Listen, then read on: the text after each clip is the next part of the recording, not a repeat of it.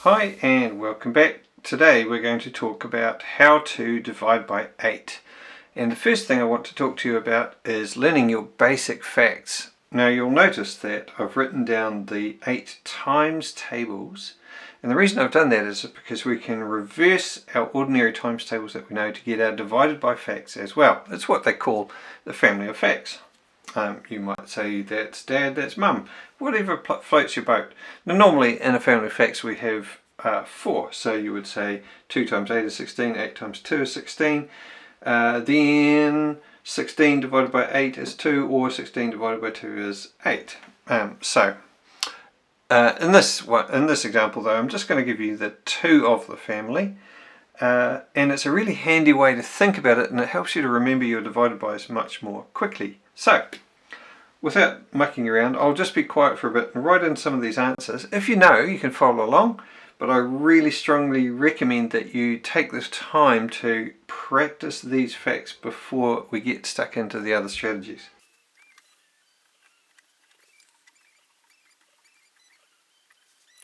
Okay, so we've got our answers here. You can see you could skip count in 8 to get these answers, 16, 24. I haven't included 1 times 8, it's way too easy to even worry about. Now, how does this relate to our divided bys? Well, we've got our answers, you can see there. That might not show on the screen, but you get the idea. So we can get our divided bys from this. So if you end up with a whole answer, your question will start with something like 24. 24 divided by 8. Now if you know that 3 and 8 and 24 belong together, 24 divided by 8 must be 3. 32 divided by 8 must be 4. 4, 8 and 32 belong together. So it's really useful to get used to those numbers hanging out in the same house together, if you know what I mean. 5 times 8 is 40, so 40 divided by 8 must be 5. 48 divided by 8 must be 6. It's like running this whole equation backwards. So if I say 48 divided by 8 is 6, you can see that 6 there. 7 times 8 is 56, one of my favourite ones. The reason I like this one is in this room up there, you can remember it like this. 5, 6, 7, 8. 56 divided by 7 equals 8. Those 3 numbers belong together, 56, 7 and 8. And so even though it's one of the harder ones that people encounter, it's quite a good one to remember. 5, 6, 7, 8. If you can remember that, you can remember your 7 times 8 problem. Conversely then, 56 divided by 8 must be 7 in the same family of facts. 8 times 8, the only one that's unique to the 8 times table, is 64. So 64 divided by 8 must be 8. 9 times 8 is 72. 72 divided by 8 must then be 9. On this one, you can use your 9 times table trick. You can see that 7 and 2 add up to 9. It's in the 9 times table. And whatever this number here is, you just kind of add 1 to it in the tens. So there's going to be 8 9s in there, or 9 8s. This one's very easy. 10 times 8 is 80. 80 divided by 8, obviously 10. 11's also very easy.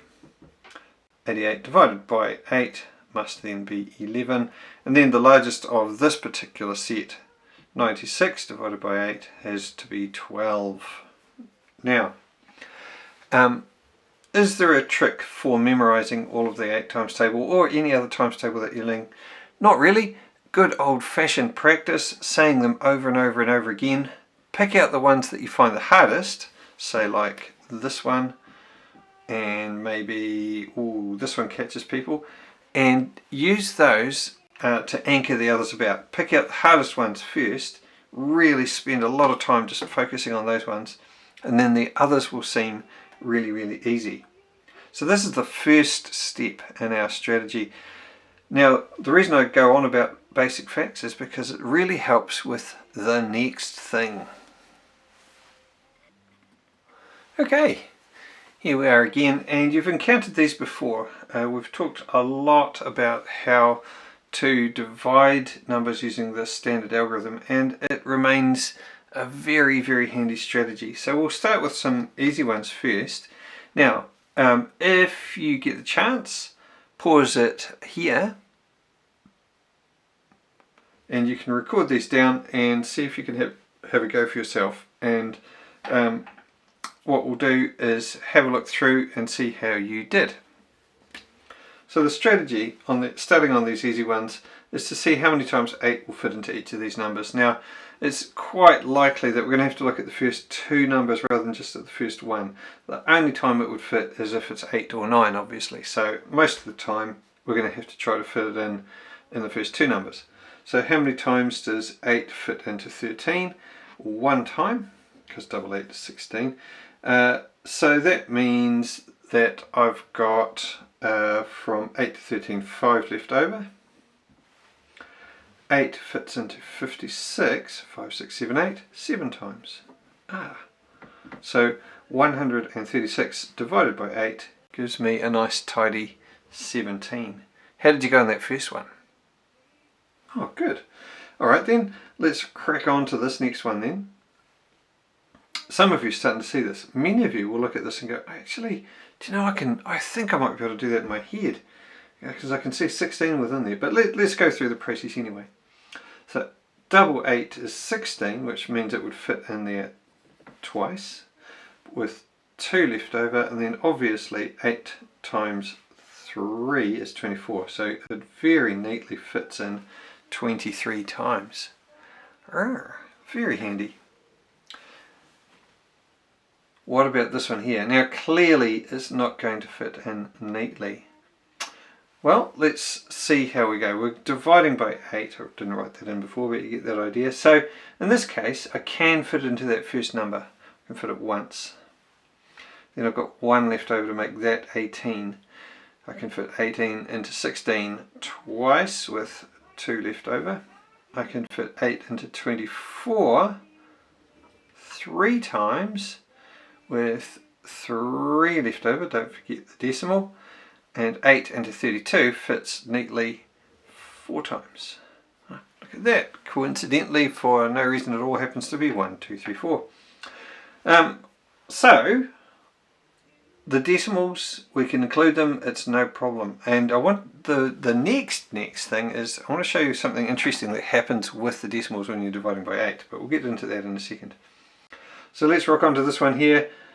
8 does not go into 3, but it does go into 32 4 times with 2 left over.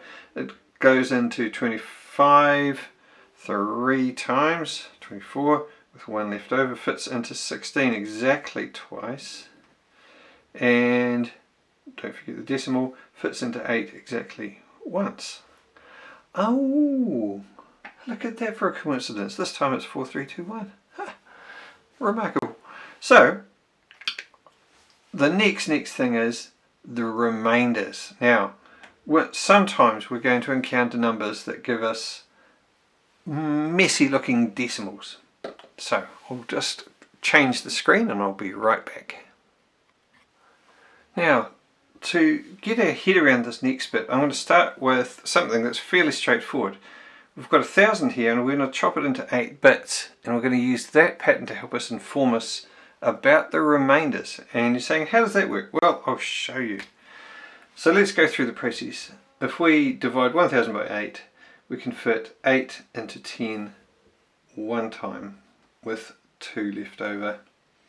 We can fit 8 into 20. Let's see, 16 is the closest, which is 2 times with 4 left over, and then I can fit 8 into 40 exactly 5 times. Now that makes mathematical sense, that if I divided 1000 by 8 I would get 125. Now here's where our decimal gets in. I want to think about this number here, 125, and then divide it by 1000. So if I was to divide 1000 by 1000, I'd just put a decimal there, and then up here I'd put a decimal here. Now what's that done? That has shown us what a remainder of 1 would look like as a decimal. Oh, I see. So every time I see a remainder of 1 when I'm dividing by 8, it's the same as 0.125. If you're doing it as a percentage, it would look like 12.5%. If I was doing it as a fraction, it would look like 1/8. Oh, so it's a pattern that repeats itself over and over again. Handy dandy stuff. Now, can we predict what the decimals will be for the other 7 possible remainders for dividing by 8? Absolutely we can. This time though, I'm going to start with the decimal in the right place. 8 does not fit into 2. So I can put a 0 there. It does not go in, but it does go into 20 as we figured out twice with 4 left over. And then 8 fits into 40 exactly 5 times. So my decimal, if I had a remainder of 2, that's that number there that we're looking at, would look like that. So I ended up with a remainder of 2. It's the same as 0.25. As a fraction, it would look like 2/8, which you could simplify down to 1/4, by the way, and you'll recognise 0.25 from a quarter.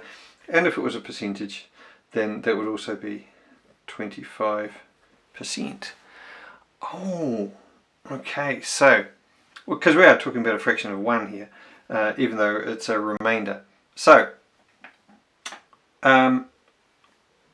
this is very handy. We can start to predict what our remainders are going to look like. Plus, it's just an interesting way of seeing how maths works. Now, I'll rub this out and we'll have a look at the other remainders. We've figured out the first two, 0.125 and 0.25. You'll notice that's double that, so that makes sense too. Okay, so I've jotted down the other ones here. Now you can think about this as, say, like 7,000 if that helps you, and then put your decimal in later. Whichever, it doesn't actually matter because the process is the same. I often just forget about the decimal by putting it in first, and then I can be sure that I'm not going to make a mistake later on. Decimal always goes in the same place. So, jot these down. You can pause this for a second, have a go, see if you can find out what the possible remainders are. So obviously it only goes up to 7 because once you get to 8 you get another whole set. So you've got the first two, figure out these 5, see how you go.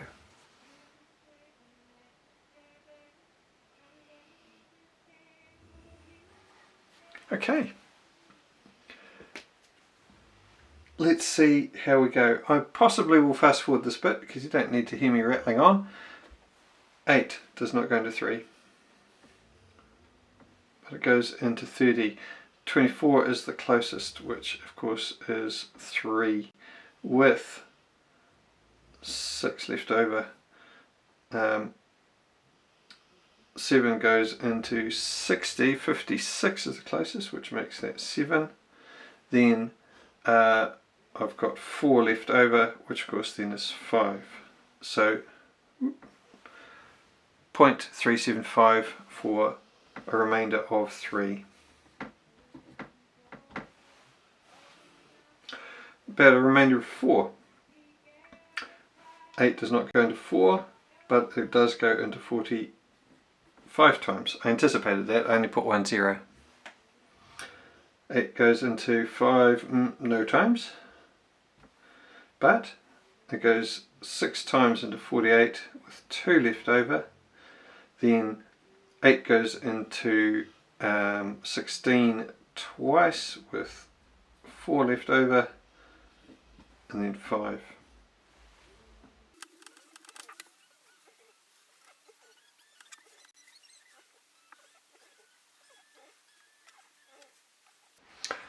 Okay, so you can see that we've got a definite pattern. There's lots of 7 5s, 2 5s and 5s when we divide by 8. So we've divided this whole number of 7 into 8 parts, so that obviously it's going to be less than 1. Where does that work? it'll turn up again and again and again if you keep converting your remainders into decimals in a question. So we'll just do one of those just to give you an example, and then we'll be done. How did you go with these, by the way? Did you get the answers right? Oh, I'm glad to hear it. Okay, so we've got a slightly interesting number here. We want to divide 9,753 by 8. So let's go through the process, and we should have a nice juicy remainder at the end that we can play with.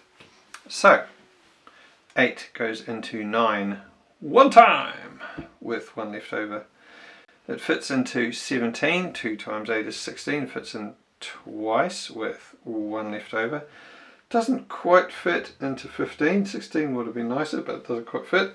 So it only fits once with 7 left over. Now, the next one up would be 72, which of course is 9 times. But I've got a remainder of 1. Now, I'll put my decimal there, and it's like 10. So how many times does 8 fit into 10? Make sure my decimal's there. 1 time. I've got 2 left over. How many times does 8 fit into 20? It fits in twice with 4 left over. How many times does 8 fit into 40? 5 times. Now, you'll recognise that from the maths that you did just before, that 1.25, the remainder is the same as, the decimal here is the same as a remainder of 1. So it's not a surprise that we end up with this 3-digit decimal happening afterwards. So, I think we've done enough. Hopefully there'll be some exercises for you to do on the worksheet that comes along with this video. Please do look that up, have a try, play with the numbers, have some fun with it. Okay, thanks guys, bye.